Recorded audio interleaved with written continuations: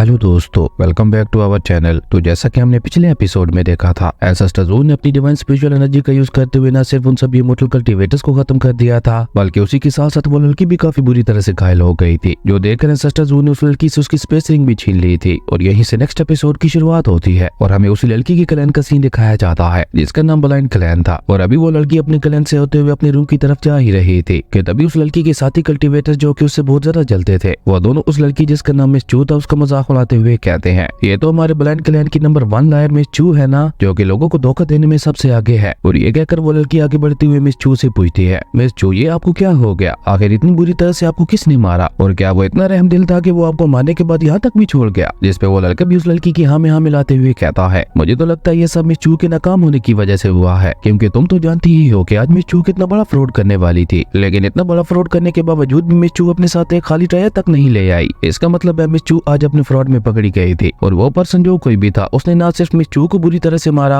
बल्कि उसी के साथ साथ उसने हमारे किंग ज़ू पैलेस को भी पूरी तरह से डिस्ट्रॉय कर दिया। जिसपे वो लड़की उससे कहती है, हाँ तुम बिल्कुल ठीक कह रहे हो, जरूर ऐसा ही कुछ हुआ होगा। पर अब आगे मिस चू का क्या हाल होने वाला है, क्योंकि कुछ समय पहले मैं एक बार जरा सी नाकाम हुई थी, तो मुझे क्लैन मास्टर ने बहुत ही बुरी तरह से पनिश करते हुए सोल डिस्ट्रॉइंग हैमर से बहुत ही बुरी तरह से मरवाया था। और मिस चू तो ऑलरेडी क्लैन मास्टर के एहसान के नीचे दबी हुई है। उसका क्लैन मास्टर क्या हाल करेंगे, क्योंकि मैंने पिछली बार सिर्फ एक सिंगल टायर को खोया था, तो क्लैन मास्टर मुझे मारने तक आ गए थे, लेकिन मिस चू तो अपनी पूरी स्पेस रिंग ही खो कर आई है। इसका क्लैन मास्टर क्या हाल करेंगे ये तो मैं सोच भी नहीं सकती। जिसपे वो लड़का आगे आते हुए कहता है, मुझे तो लगता है मिस चू का भी वही हाल होने वाला है जो कि उससे पहले वाले डिसेबल्स का हुआ था। मिस चू को भी सेम पहले वाले डिसेबल्स की तरह हेल पैलेस में भेजा जाएगा, और आगे उसके साथ क्या होगा ये मिस चू खुद अच्छी तरह से जानती है। उन दोनों की ये बातें सुनकर मिस चू गुस्से से उन दोनों से कहती है, तुम दोनों बस मेरे ठीक होने तक का वेट करो, उसके बाद देखना मैं तुम दोनों का क्या हाल करती हूँ, तब तक तुम दोनों को जितनी बकवास करनी है कर लो। और ये कहकर मिस चू वहाँ पे अपने दर्द को बर्दाश्त करते हुए अपने रूम की तरफ जाने लगती है, जो देखकर वो लड़की पीछे से उसे धमकी देते हुए उसका मजाक उड़ाकर कहती है, अभी तो तुम सिर्फ लंगड़ा के चल रही हो, पर जब तुम अगली बार मुझे मिलोगी तो मैं तुम्हारी ये दोनों टांगे पूरी तरह से तोड़ दूंगी। और ये कहकर वो लड़की वहाँ पे जोर जोर से हंसने लगी थी। वहीं मिस चू अपने रूम की तरफ जाते हुए अपने मन में कहती है कि मैंने तो सुना था कि शेनहू रियलम के सभी पावरफुल मास्टर्स मारे जा चुके हैं, तो फिर ये पर्सन बीच में कहां से आ गया? और उसकी पावर तो मुझे शेनहू रियलम के मास्टर से भी कहीं ज्यादा लग रही है। आखिर कोई इतना ज्यादा पावरफुल कैसे हो सकता है? लेकिन कोई बात नहीं, मैं बस एक बार ठीक हो जाऊं, उसके बाद मैं उस लड़की के साथ साथ उसकी पूरी गैंग को ही डिस्ट्रॉय कर दूंगी। और ये कहकर जैसे ही वो अपने रूम का दरवाजा खोलती है तो एंसेस्टर ज़ू वहाँ पे उससे पहले पहुंच चुके थे। ये देखकर मिस चू को एक बहुत बड़ा झटका लगता है। उसे यहाँ पे कुछ समझ ही नहीं आ रही थी कि आखिर ये लोग उसके रूम तक कैसे पहुंच गए। वहीं बर्निंग क्रो मिस चू को देखकर उससे कहता है, हेलो, तुम्हें दोबारा देखकर बहुत अच्छा लगा, और तुम अभी अभी कौन सी गैंग को डिस्ट्रॉय करने की बात कर रही थी? बर्निंग क्रो की यह बात सुनकर मिस चू वहाँ पे पागल होने का नाटक करते हुए कहती है, मुझे लगता है मेरा दिमाग एक बार फिर से मुझे इल्यूजन दिखाते हुए किसी गलत जगह पे ले आया है। मेरा अपना रूम कहाँ गया? और सच, मुझे अपने रूम में जाने से पहले तो मुझे अपने टॉयलेट में जाना था। और ये कहकर वो उन्हें चकमा देते हुए वहाँ से भागकर जाने लगती है, लेकिन उस बेचारी को कहाँ पता था कि एंसेस्टर ज़ू को चकमा दे पाना इम्पॉसिबल है। और जैसे ही वो वहाँ से भागकर जाने लगती है तो एंसेस्टर ज़ू ने अपनी स्पिरिचुअल पावर का यूज करते हुए उसे दोबारा वापस अपने पास बुला लिया था, जो देखकर वो लड़की वहाँ पे एक बार फिर से नाटक करते हुए एंसेस्टर ज़ू के पास आकर उनसे पूछती है, वो सब मेरे रूम में कैसे? क्या आपको मुझसे कोई काम था? आप बस मुझे बताइए आपको क्या चाहिए, मैं वो चीज अभी के भी लाकर आपको दे दूंगी। जिस पे एंसेस्टर ज़ू तो उसे कोई जवाब नहीं देते, लेकिन निंगयू उससे कहती है, तुम्हारा कल वाला रूप ही अच्छा था, अब तो तुम बहुत ज्यादा बुरी लग रही हो। जिसपे मिस चू भागकर निंगयू के पास आते हुए कहती है, वो वाला रूप तो मेरे काम के एक हिस्सा था, मेरे काम में मुझे जितना ज्यादा हो सके खुद को उतना ज्यादा खूबसूरत दिखाना होता है। जिसपे निंगयू उससे कहती है, वो सब तो ठीक है, लेकिन जो ये सोल डिस्ट्रॉइंग नेल्स तुम्हारी बॉडी के अंदर घुसे हुए हैं, इनकी वजह से तुम्हें दर्द नहीं हो रहा? जिसपे वो लड़की निंगयू से कहती है कि दर्द हो या ना हो, मुझे अपने काम के लिए तो ये सब करना ही पड़ता है। मिस चू की ये बात सुनकर एंसेस्टर ज़ू भी कहते हैं, सोल डिस्ट्रॉइंग नेल्स मेरे ख्याल से किसी भी पर्सन को अंदर से बहुत ही बुरी तरह से हर्ट करते हैं, और वो दर्द इतना ज्यादा भयानक होता है कि उसे कोई भी पर्सन अपनी पूरी लाइफ नहीं भुला पाता। पर तुम ये सब सिर्फ अपने काम के लिए कर रही हो, इसका मतलब है तुम अंदर से काफी ज्यादा स्ट्रॉन्ग हो, लेकिन उस दर्द को भूलने के लिए खुद को हिप्नोटाइज करना, ये वाकई एक काफी अच्छी ट्रिक है, क्योंकि तुम सिर्फ लोगों के साथ ही नहीं बल्कि खुद के साथ भी फ्रॉड कर रही हो। एंसेस्टर ज़ू की सारी बातें सुनकर तुम मिस चू को झटके पे झटके लग रहे थे, और वो एंसेस्टर ज़ू को कोई जवाब दे पाती उससे पहले ही एंसेस्टर ज़ू उससे कहते हैं, पर मेरा माइंड इतना ज्यादा अच्छा नहीं है कि तुम उसे अपनी ट्रिक से हिप्नोटाइज कर सको। और ये कहकर एंसेस्टर ज़ू ने वहाँ पे अपनी डिवाइन स्पिरिचुअल एनर्जी का यूज करते हुए मिस चू की बॉडी से उन सभी सोल डिस्ट्रॉइंग नेल्स को बाहर निकाल दिया था। और उन सोल डिस्ट्रॉइंग नेल्स के बाहर निकलते ही मिस चू वहाँ पे एक तरह से आजाद हो गई थी, जो देखकर बर्निंग क्रो उससे कहता है, लड़की तुम वाकई बहुत ज्यादा लकी हो, जो मेरे बॉस ने खुद तुम्हें उस दर्द से आजाद करवाया, इसलिए अब तुम जल्दी से आकर मेरे बॉस का शुक्रिया अदा करने के लिए उनके सामने झुकते हुए उन्हें ग्रीट करो। बर्निंग क्रो की ये बात सुनकर मिस चू भी भागकर एंसेस्टर ज़ू के सामने आकर झुकते हुए उनसे कहती है, बॉस मुझे उस दर्द से आजाद करवाने के लिए आपका बहुत शुक्रिया। जिस पर एंसेस्टर ज़ू कोल्ड टोन में उससे कहते हैं कि तुम्हारे टैलेंट को देखते हुए मुझे लग रहा है है कि तुम ही कैंग जून की अगली सक्सेसर होने वाली हो। कैंग जून का नाम सुनकर मिस चू के साथ साथ बर्निंग क्रो को भी एक झटका लगता है और बर्निंग क्रो तो वहाँ पे बुरा समूह बनाते हुए कहता है क्या ये वही कैंग जून है जो कि दूसरे इमोर्टल कल्टीवेटर्स को मारकर उन सभी इमोर्टल कल्टीवेटर्स की सोल पावर्स को ऑब्जर्व करते हुए खुद एक इमोर्टल कल्टीवेटर बन गया था, जिसे एंशिएंट विज़ार्ड यानी जादूगर भी कहा जाता था। उसके तरीके तो हम डीमन से भी बहुत ज्यादा घटिया थे। और ये कहकर बर्निंग क्रो मिस चू की तरफ इशारा करते हुए कहता है क्या ये लड़की उसी कैंग जून की डिसेंडेंट है, जिसपे मिस चू बुरा समूह बनाते हुए कहती है कि किसी ने कहा कि वो एक एंशिएंट जादूगर था, उसने तो बस कुछ ऐसे वर्ड्स याद कर रखे थे जिनकी मदद से वो इस पूरे वर्ल्ड को बेवकूफ बनाता था। मिस चू की ये बात सुनकर निंगयू आगे आते हुए उससे पूछती है मिस चू उसने आपको क्या बिगाड़ा था, क्योंकि आपकी बातों से ये साफ वाज़ेह हो रहा है कि आप उससे बहुत ज्यादा नाराज है। जिसपे मिस चू उससे कहती है कि एक इमोर्टल कल्टीवेटर के सोल ब्लड का यूज करते हुए खुद को पावरफुल बनाना ये एक बहुत ही ज्यादा घटिया तरीका है, लेकिन असल में ये गलती तो हम लोगों की ही है जो लालच में आकर हमारी बातों में फंसते हुए यहाँ तक चले आते हैं और उसके बाद कैंग जून उनका गलत फायदा उठाते हुए उन सभी को मार के उनकी पावर्स को ऑब्जर्व कर लेता है। लेकिन एक बात तो है, उसके जो वो एंशिएंट वर्ड्स है वो किसी को भी बेवकूफ बनाने के लिए काफी है। कुछ साल पहले उसने मुझे ये वर्ड सिखाए थे जिनकी मदद से मैं लोगों को धोखा देते हुए उनके साथ फ्रॉड करती हूँ और लोगों को पता भी है कि ब्लाइंड क्लैन हमारे साथ धोखा करता है, फिर भी वो लोग लालच के चलते यहाँ तक आ पहुँचते हैं क्योंकि बार बार धोखा खाना अब उनका ये कल्चर बन गया है और हमारे क्लैन मास्टर इसी बात का फायदा उठा रहे हैं। उनको माउंटेन एंड सी रियलम में आए हुए बस 100 साल ही हुए होंगे, लेकिन इन 100 सालों में भी उसने इतनी ज्यादा ट्राइज इकट्ठा कर लिया है कि उन सभी ट्राइज को अगर इकट्ठा किया जाए तो उनसे पूरा एक माउंटेन खड़ा हो जाए। और अब तो वो माउंटेन एंड सी रियलम के सभी लोगों को पूरी ट्राइज का लालच देकर यहाँ पे बुलाता है कि यहाँ पे उन्हें हर एक ट्रायल 50% डिस्काउंट पे मिलेगा और इसी लालच के चलते मामूली से मामूली कल्टीवेटर भी यहाँ तक चला आता है। मैं तुम लोगों को उस ट्रायल वाली जगह पे ले जा तो सकती थी, पर वहाँ पे बहुत ज्यादा ट्रैप फॉर्मेशंस लगाई गई हैं। मैंने उन सभी ट्रैप फॉर्मेशंस के बारे में एक बार अच्छी तरह से पढ़ा था और अगर हम लोग आज से भी उन ट्रैप फॉर्मेशंस को चकमा देने की तैयारी करें तो हमें ऐसा करने में कम से कम आधा साल भी लग जाएगा। जिसपे टजू अपनी बुक बंद करके खड़े होते हुए कहते हैं नहीं, वहाँ जाने के लिए तैयारी करने की कोई जरूरत नहीं है क्योंकि हम लोग आज रात ही वहाँ जाने वाले हैं। उसके बाद हमें रात का सीन दिखाया जाता है जहाँ पे मिस चू टजू और बाकी लोगों को लेकर उसी पैलेस के पास आ चुकी थी जिसके अंदर सारे ट्रायल्स मौजूद थे और मिस चू वहाँ पे दीवार के अंदर एक छोटा सा होल करते हुए कहती है कि हम इस होल से होते हुए आसानी से टायर हाउस तक जा सकते हैं। और यहाँ पे मिस चू ने एक पिगी वाला मास्क भी पहन रखा था जो देखकर निंगयू उससे पूछती है क्या तुम्हारा ये अजीब सा मास्क पहनना जरूरी था, जिसपे मिस चू उससे कहती है कि मैं एक कू मैन हूँ और मेरा काम इसी तरह से दीवारों में सुराख करना है और मैं नहीं चाहती कि मेरी रियल आइडेंटिटी किसी को पता चल जाए, इसलिए मैंने ये मास्क लगा रखा है। और रही बात इस दीवार में होल करने की, तो अगर हम लोग इस तरह से नीचे से नहीं गए तो हम लोग ट्रेजर हाउस तक पहुंचने से पहले ही पकड़े जाएंगे, इसलिए अब तुम लोग ज्यादा ना सोचो और चुपचाप मेरे पीछे आओ। और भले ही यहाँ पे चारों तरफ बहुत ज्यादा खतरा है, लेकिन मैं अपने साथ साथ तुम लोगों को भी प्रोटेक्ट करने के लिए अपने साथ काफी सारे स्पिरिचुअल वेपन्स लेकर आई हूँ और इस हॉल के बारे में फिक्र ना करना। भले ये हॉल देखने में बहुत ज्यादा छोटा है, लेकिन अगर तुम लोग इसी तरह से मुझे फॉलो करते रहे तो तुम सभी बहुत ही आसानी से इस हॉल से निकल जाओगे। और अभी मिस चू वहाँ पे ये सब कह ही रही थी कि तभी अचानक ही वहाँ पे एक बहुत बड़ा ब्लास्ट होता है, जिसे सुनकर मिस चू ने डरते हुए वहाँ पे अपने कान ही बंद कर लिए थे। जो देखकर बर्निंग क्रो उसके पास आते हुए कहता है मिस चू क्या हुआ, तुम अभी तक उस हॉल के अंदर ही फंसी हुई हो। और ये ब्लास्ट असल में टजू ने अपनी स्पिरिचुअल पावर का यूज करते हुए किया था।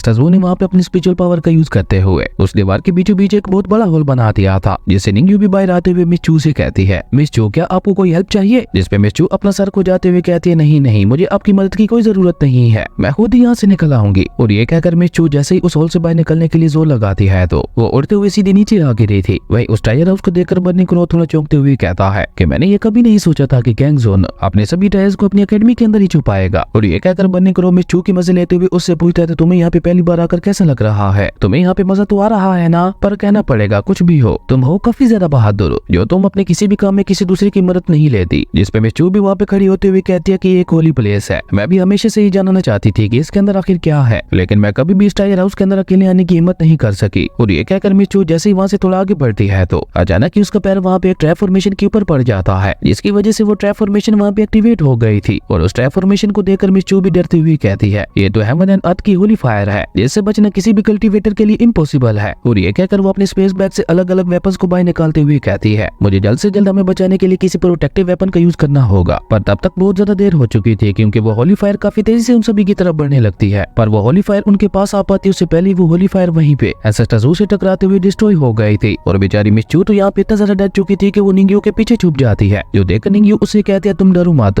तुम अभी तक जिंदा हो, वो होली फायर तुम्हारा कुछ भी नहीं बिगाड़ पाई। जो देखकर मिस चू भी चौंकते हुए कहती है नहीं, आखिर ऐसा कैसे हो सकता है, उस होली फायर से निपटना तो बहुत ही ज्यादा मुश्किल होता है। लेकिन वो इन सारी बातों को इग्नोर करते हुए दोबारा वहाँ से आगे बढ़ने लगते हैं। और इसी तरह वहाँ पे उनके आगे बढ़ते हुए एक पॉइजनस ट्रैप फॉर्मेशन भी एक्टिवेट हो जाती है, जिसे देखकर तो मिस चू वहाँ पे एक बार फिर से बहुत ज्यादा डर चुकी थी। लेकिन वो पॉइजनस गैस भी वहीं पे टजू के साथ टकराते हुए डिस्ट्रॉय हो गई थी। जो देखकर बर्निंग क्रो मिस चू से कहता है तुम्हें बॉस के होते हुए इस तरह से बार बार डरने की कोई जरूरत नहीं है, बॉस के होते हुए तुम तक कोई भी खतरा नहीं आने वाला, इसलिए तुम रिलैक्स होके चलो। और ये कहकर जैसे ही वो लोग वहाँ से थोड़ा और आगे बढ़ते हैं तो वहाँ पे एक साथ काफी सारी ट्रैप पॉइजनस फॉर्मेशंस एक्टिवेट होते हुए उन सभी के ऊपर अपनी पॉइजन से हमला करने लगी थी। लेकिन एसेस्टाज़ू के साथ चलने की वजह से उन सभी के चारों तरफ एक बहुत ही ज्यादा पावरफुल प्रोटेक्टिव फील्ड बन गई थी, जिसका वो पॉइजनस फॉर्मेशंस कुछ भी नहीं बिगाड़ पाती। और ये देखकर अब मिचू को भी यकीन हो गया था कि वो एसेस्टाज़ू के होते हुए बिल्कुल सेफ है। और ये सोचकर वो अपने मन में कहती है, आज मुझे पता चला कि इस वर्ल्ड में हमारे क्लैन मास्टर से भी ज्यादा स्ट्रॉन्ग लोग मौजूद है। उसके बाद वो सभी वहाँ पे इसी तरह से आगे बढ़ते हुए उस टायर हाउस के मेन हॉल के अंदर आ जाते हैं, जहाँ पे काफी बड़ी बड़ी पत्थर की मूर्तियां बनी हुई थी, जिन्हें देखकर बन्नी क्रो चौंकते हुए कहता है, ये तो कैंगजू नहीं है ना। लेकिन एसेस्टाज़ू वहाँ पे बन्नी क्रो की इस बात का कोई भी जवाब नहीं देते और वो थोड़ा सीरियस होते हुए चुपचाप वहाँ से एक बार फिर से आगे बढ़ने लगते हैं। और जैसे ही वो लोग वहाँ से थोड़ा और आगे बढ़ते हैं तो तभी उन्हें वहाँ पे एक लड़के की आवाज आती है, जो उन लोगों से कहता है, तुम लोगों की हिम्मत कैसे हुई हमारे ब्लाइंड क्लैन के होली लैंड में घुसने की, पर अब जब तुम लोग इस जगह पे आ ही गए हो तो ये हमारे लिए अच्छा ही है, क्योंकि अब हमें हमारे मास्टर के लिए मोटल कल्टीवेटर्स को ढूंढने के लिए बाहर नहीं जाना पड़ेगा। और ये कहकर वही दोनों लड़की लड़का सामने आते हैं, जो कि एपिसोड की स्टार्टिंग में मिचू का मजाक उड़ा रहे थे। और वो लड़की वहाँ पे मिचू को देखती हुई कहती है, तुम मुझे काफी ज्यादा फेमिलियर लग रही हो, तुम तो हमारे अपने ही क्लैन के गद्दार कैंगचू हो ना। जिसपे मिचू भी वहाँ पे अपना फेस मास्क हटाते हुए कहती है कि मैं चाहे कुछ भी कर लूं, मेरी ये खूबसूरती है कि छुपती ही नहीं है। जिसपे वो लड़का मिचू से कहता है, मिचू मुझे अभी तक भी यकीन नहीं हो रहा कि आपने वाकई हमारे क्लैन के रूल्स को तोड़ा है, और तुम जो कि हमारे क्लैन मास्टर की फेवरेट डिसेबल हो, तुम्हें उन्हें धोखा देते हुए अपने साथ आउटसाइडर कल्टीवेटर्स को यहाँ लाई हो। ये सब करके तुमने हमारा तो कुछ नहीं बिगाड़ा, तुमने बस अपनी मौत को ही दावत दी है। अब हम लोग इन सभी के साथ साथ तुम्हें भी खत्म कर देंगे। और ये कहकर वो दोनों अपना अपना ऑरा रिलीज करते हुए एसेस्टाज़ू के ऊपर अटैक करने के लिए आगे बढ़ते हैं, जो देखकर निंग्यू भी अपना ऑरा रिलीज करके आगे आते हुए कहती है, तुम लोग अभी इस काबिल नहीं हो कि तुम हमारे एसेस्टर के ऊपर अटैक कर पाओ। लेकिन निंग्यू से पहले एसेस्टाज़ू ने वहाँ पे अपने एक इशारे से उन दोनों के ऊपर ग्रेविटी का प्रेशर इतना ज्यादा बढ़ा दिया था कि वो दोनों नीचे जमीन में जा धंसे थे। और एसेस्टाज़ू को खुद इस तरह से उन दोनों के ऊपर अटैक करते हुए देखकर बन्नी क्रो आगे आते हुए एसेस्टाज़ू से कहता है, बॉस आपको खुद इन जैसे मामूली कल्टीवेटर्स के ऊपर अटैक करने की क्या जरूरत थी, आप बस मुझे कह देते, मैं पूरी तरह से इन्हें खत्म कर देता। जिस पे एसेस्टाज़ू बन्नी क्रो को तो कोई जवाब नहीं देते, लेकिन वो कॉल टून में उन दोनों से सवाल करते हुए पूछते हैं कि इस टायर हाउस के अंदर जो भी चीज है, तुम दोनों उसकी रक्षा कितने सालों से कर रहे हो। एसेस्टाज़ू की ये बात सुनकर मिचू भी चौंकते हुए एसेस्टाज़ू से पूछती है, बॉस ये आप क्या कह रहे हैं, क्या उस टायर हाउस के अंदर टायर्स मौजूद नहीं है। जिस पे एसेस्टाज़ू वहाँ पे एक बार फिर से अपनी आंख के इशारे से उस लड़की कल्टीवेटर की तरफ इशारा करते हैं, और एसेस्टाज़ू के ऐसा करते ही उस लड़की की बॉडी से उसकी सोल बाहर निकल गई थी। जिसके बाद वो लड़की वहाँ पे एक बूढ़ी औरत में चेंज हो जाती है, और उसी के साथ एसेस्टाज़ू ने वहाँ पे अपनी डिवाइन स्पिरिचुअल एनर्जी का यूज करते हुए उस बूढ़ी औरत की गर्दन को तोड़ दिया था, जिसकी वजह से वो बूढ़ी औरत वहीं पे मारी गई थी। और इस तरह की भयानक मौत देखकर मिचू के साथ साथ निंग्यू भी थोड़ा डर गई थी, पर एसेस्टाज़ू तो यहाँ पे भी नहीं रुकते और उन्होंने अपनी स्पिरिचुअल एनर्जी का यूज करते हुए उस बूढ़ी औरत की बॉडी को पूरी तरह से डिस्ट्रॉय कर दिया था, जिसका खून उड़ते हुए सीधा उसके साथी कल्टीवेटर के ऊपर आ गिरता है। और ये देखकर वो कल्टीवेटर इतना ज्यादा डर गया था कि वो हकलाते हुए एसेस्टाज़ू को बताता है कि हम उस चीज की रक्षा तब से कर रहे हैं जब से ये ब्लाइंड क्लैन बना है, और हमें ऐसा करते हुए तकरीबन 100 से भी ज्यादा साल हो चुके हैं। उस कल्टीवेटर की ये बात सुनकर एसेस्टाज़ू ने वहाँ पे एक कोड लुक के साथ अपनी स्पिरिचुअल एनर्जी का यूज करते हुए उसे उसी टायर हाउस वाले गेट की तरफ फेंक दिया था, और वो उस गेट को तोड़ता हुआ सीधा उस टायर हाउस के अंदर जा गिरा था। तो उसके बाद हमें उसी रूम के अंदर का सीन दिखाया जाता है, जो कि वाकई किसी हेल्प प्लेस से कम नहीं लग रहा था, क्योंकि वहाँ पे अलग अलग इमोर्टल कल्टीवेटर्स की बॉडीज को छोटे छोटे मटकों में ट्रैप करके रखा गया था, ताकि उनकी बॉडी से उनकी सोल्स को अलग किया जा सके। और ये नजारा तो इतना ज्यादा भयानक था कि बेचारी मिचू और निंग्यू की हालत ही खराब हो गई थी। और मिचू तो वहाँ पे डर के मारे हकलाते हुए कहती है, ये जगह तो वाकई एक हेल्प प्लेस से कम नहीं है। और अब तो खुद हेल गॉड भी वहाँ पे पहुंच चुके थे। अब हेल गॉड वहाँ पे क्या करते हैं इसका पता तो हमें अगले एपिसोड में ही चलेगा, क्योंकि इसी कमाल के सीन के साथ हमारी अमेजिंग एपिसोड यहीं पे खत्म हो गया था। दोस्तों अगर आपको ये वीडियो अच्छी लगी तो लाइक कर दें, और अगर चैनल पे नए आए तो सब्सक्राइब करते जाना। तो मिलते हैं एक नई वीडियो में, तब तक के लिए बाय।